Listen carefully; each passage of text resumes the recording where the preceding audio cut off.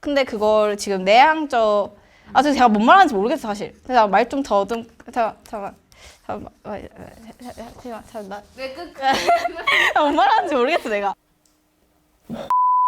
안녕하세요. 다시 돌아온 유튜브. 우와! 네, 여러분, 엔튜브가 저희 새롭게 단장을 해서 여러분께 돌아오게 되었습니다. 수연 씨 맞아요. 오늘 주제가 뭐죠? 오늘 주제는 고민상담소입니다. 근데 이제 MBTI를 곁들인 고민상담소 콘텐츠인데요. 저희가 그래서 고민을 굉장히 많이 받아봤어요. 상담의 결과가 MBTI별로 어떻게 다를지에 대해서 영상을 찍어볼 건데요.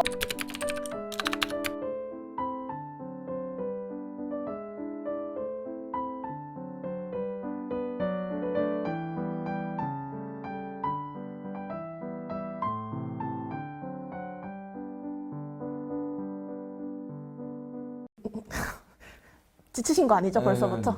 텐션 좋아요, 텐션 좋아요. 맞으시죠? 네, 저희 한번 텐션 좀 업업해서 열심히 진행해 보도록 하겠습니다. 네, 혹시 MBTI가 어떻게 되세요? ESTJ예요. MBTI. ESTJ? 저는 ENTP인데요. 저희 둘이 중간 MBTI T가 같아요. 그래서 저희 T끼리 좀 한번 열심히 고민에 대한 이야기를 나눠보도록 하겠습니다. MBTI가 혹시 어떻게 되시죠? 저는 ESFJ의 대표 허윤진이라고 합니다. 수연 씨는 MBTI가 뭐죠? ENFP인데요. 네, 저도 ENFP를 대표해서 나왔습니다. 네. 저희가 F를 대표해서 오늘 F의 감정을 가득가득 실어서 저희가 고민을 읽고 어떻게 반응이 나올지 찍어보도록 하겠습니다. 여러분 기대되시죠? 네? 네, 기대되시죠? 와! 그러면 우리 한번 다 같이 고민 상담 한번 해보러 가볼까요? 뿅! 나이는 24살이고 지금 사무직에서 일하고 있어요. 사무직 경력이 총 1년 8개월 정도고요.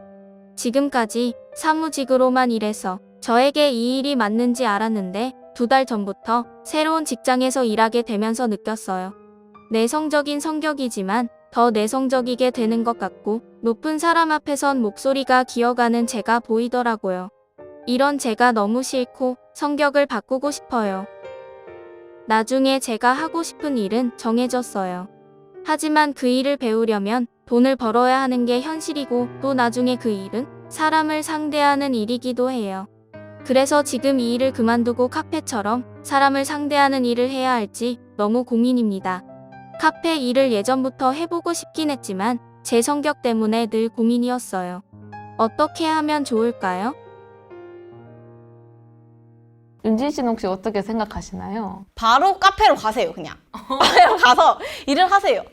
어느 사회를 가든 사람을 상대하는 일이 그런 게 필요하단 말이죠. 지금 돈도 벌어야 하고 좀 카페도 예전부터 하고 싶다고 했으니까 저는 카페를 가셔서 한번 많은 사람들을 상대해보고 자기의 성격을 파악을 한 다음에 사실 외향적인 사람일 수도 있어요. 왜냐면 저도 사실 낯을 진짜 많이 가리거든요. 아, 진짜요? 네, 저 낯을 진짜 많이 가리는데 또 남들이 보기에는 네가 뭔 낯을 가려 막 이렇게 얘기한단 말이죠. 사람마다 또 숨겨진 모습이 있을 수도 있으니까 한번 카페를 가셔서 다양한 체험을 하시고 그렇게 하셨으면 좋겠습니다, 저는. 수연 씨는 어떻게 생각하세요? 여기에 사연에 이런 제가 너무 싫고 성격을 바꾸고 싶다라는 말을 주셨는데 일단 마음이 너무 아팠고요. 이런 성격 가지고 있는 사람도 필요한 법이거든요, 이 세상에. 그래서 이런 생각을 굳이 안 하셨으면 좋겠고 이런 고유의 성격을 가지고 어디서든 뭐 사람 만나는 거 사무직에서도 솔직히 할 수 있잖아요, 그렇죠? 그렇기 때문에 지금 하시는 일 그대로 하셔도 좋을 것 같다라는 생각을 합니다. 근데 일단 이렇게 제가 너무 싫고 이런 거 하지 말아요. 마음이 너무 아프거든요, 저는. 네.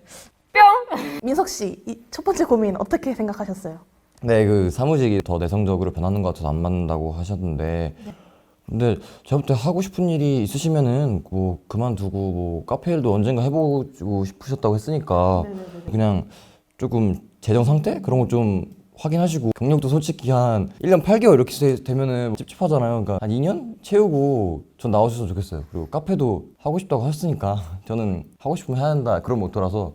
저는 사연자분의 생각대로 그냥 하셨으면 좋겠다는 생각이 드는데 이 사연자분이 먼저 바뀌려고 좀 노력을 좀 하시면 좋을 것 같아요. 왜냐면은 고민을 들어보니까 자신은 이렇게 바뀌려고 노력하고 싶어는 하시는데 그냥 가만히 계시는 그런 느낌이 좀 들거든요. 그래서 좀 힘드실 수도 있으실 거라는 걸 저도 알지만 외향적인 사람이 되어보고자 조금 노력을 하시면 어떠실까라는 생각을 하는데 근데 그 첫 번째 단계가 바로 카페 일을 시작하시는 거겠죠? 나이가 24살이면 정말 어린 나이잖아요. 이런 고민을 나중에 하셔도 될 것 같아요. 지금 먼저 하고 싶은 일 먼저 해보시고 나셔서 그때 내가 좀 안 맞는구나 라는 생각이 드시면 다시 사무직으로 돌아가셔도 되고요. 먼저 하시면은 본인의 삶에 조금 질이 올라가는 그런 생활을 하실 수 있지 않을까라는 생각을 하게 되네요. 같이 해야지. 저는 예비 대학생입니다. 앞으로 입학할 학교, 학과에 모두 만족하고 있습니다. 하지만 어머니께서는 인서울대학을 지원하지 않은 것에 만족하지 못하고 계십니다. 때문에 어머니께서는 수시 반수로 인서울대학을 써보자고 하십니다. 사실 집에서 나와 생활하고 싶어서 인서울대학을 포기하고 현재 합격한 대학을 선택한 것인데 이 사실을 모르는 어머니께서는 제가 집에서 통학하기를 바라십니다. 저는 낯을 가리기 때문에 반수에 성공해도 새로운 환경에서 1년간 고생을 해야 할 텐데 상상도 하기 싫습니다. 어머니의 엄격함 때문에 저의 주장도 펼치지 못하고 항상 따르기만 했던 저인데 이번에는 다른 선택을 하고 싶습니다. 제가 원하는 것과 엄마가 원하는 것 중 과연 어떤 것을 선택해야 갈등은 최소화되고 저의 만족은 극대화될까요? 두 번째 고민 사연 잘 들어봤는데요. 엄격한 집안의 예비 대학생. 대립되는 의견이 있는 사연이었는데요. 혹시 수연 씨 어떻게 생각하세요? 사연자의 이 마음이 너무 잘 느껴져요. 왜냐면 여태껏 엄마를 순종을 해왔는데 이번에는 자기 의지대로 가고 싶은데 나 엄마의 갈등이 너무 무섭다. 어떻게 해야 하냐라는 이 구조를 봤을 때 굉장히 마음이 너무 아팠고 이번에는 자기 소신대로 가보는 게 왜냐면 살면서 엄마랑은 한 번쯤은 이렇게 다투거든요. 그리고 떨어져 봐야 돼요. 그래서 서로의 그 엄마에 대한 소중함도 느끼고 많이 떨어져 봐야 돼요. 그쵸. 떨어져 봐야 돼, 맞아. 기숙사 생활 한번 해보셨잖아요. 그쵸. 어때요, 기숙사 생활? 저는 지금 서울 소재 대학교를 다니고 있는데 제가 본가가 여기서 3시간 반이 걸린단 말이죠. 똑같이 고3 때 진짜 많이 고민을 집 근처에 있는 학교를 다닐까 아니면 자원급제하는 느낌으로 이제 서울로 올라와서 살아야 되나. 자원급제 하셨네. 네, 했죠.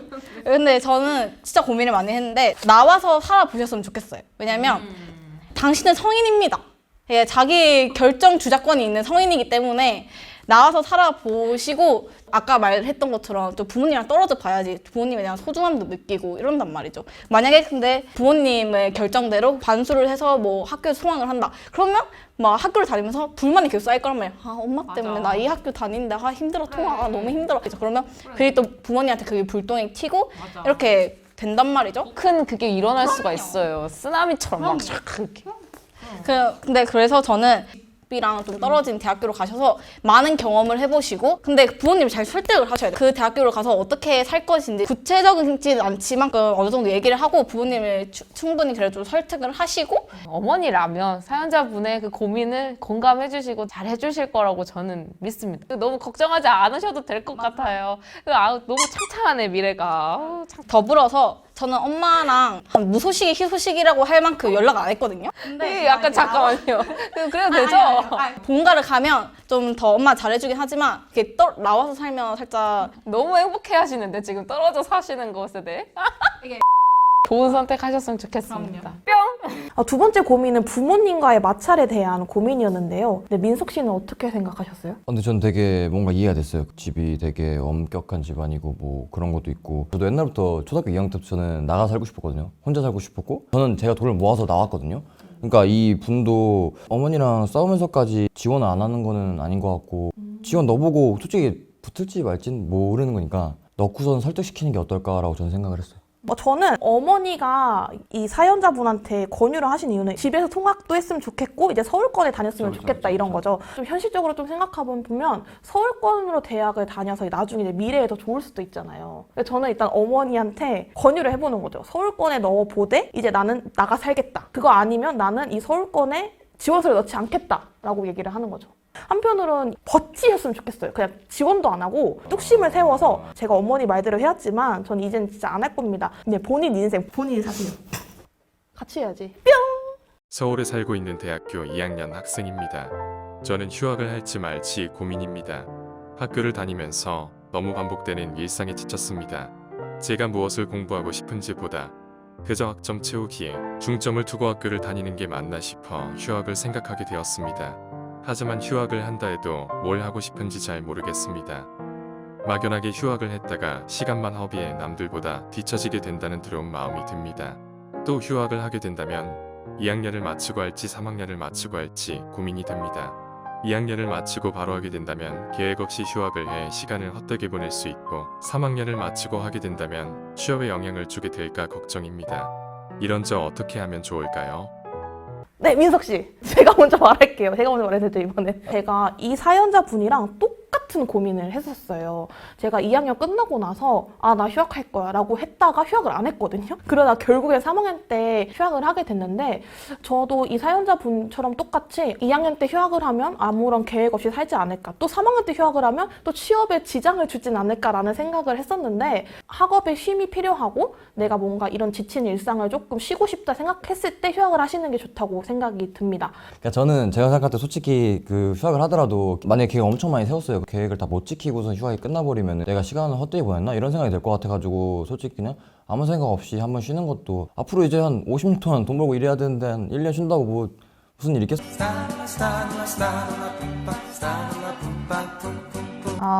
너무 공감 가는 사연입니다. 두고 내 얘기를 여기 써온 거 아니에요? 제가 3학년 끝나고 휴학을 했고요. 윤지님이 2학년 끝나고 휴학을 했습니다. 네, 저도 근데 지금 휴학을 했지만 이런 고민을 굉장히 많이 갖고 있는 상태예요. 갖고 있는 네, 상태예요? 갖고 있는, 눈물 날라 그래요.